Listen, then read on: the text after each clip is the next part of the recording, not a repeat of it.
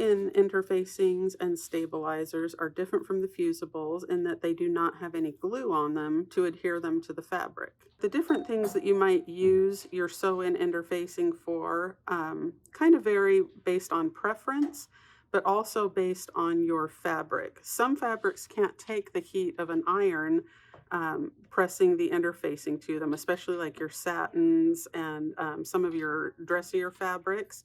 And so you might want to use the sew-in interfacing.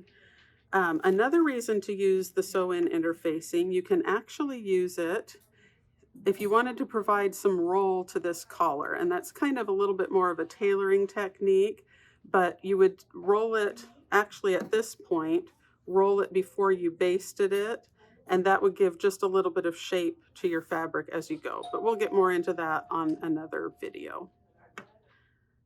So what we have to do is come up with a way to make them a part of the fabric, to make them easier to handle and easier to work with. The best way that I have found to do that is to baste your fabric and your stabilizer together before you do any cutting.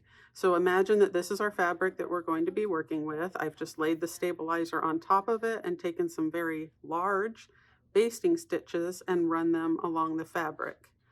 You want to make sure that your basting stitches are close enough together that when you lay your pattern on top, they will be contained within the pattern. So I wouldn't want to put them out here on the edges. I want them towards the middle or whichever way I'm going to lay my pattern so that they're contained within the area of the pattern.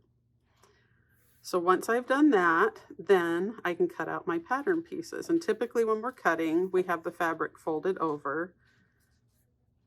And so I would fold my fabric like this along with the interfacing and then pin my pattern to the fabric and cut everything as if it's one unit. I've cut this collar piece out with the interfacing and the fabric together. And now I have my piece that I can work with. I would use this as one unit to sew.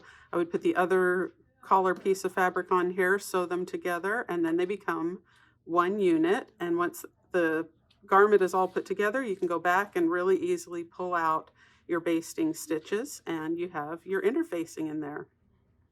So that is how you use your sew-in interfacings.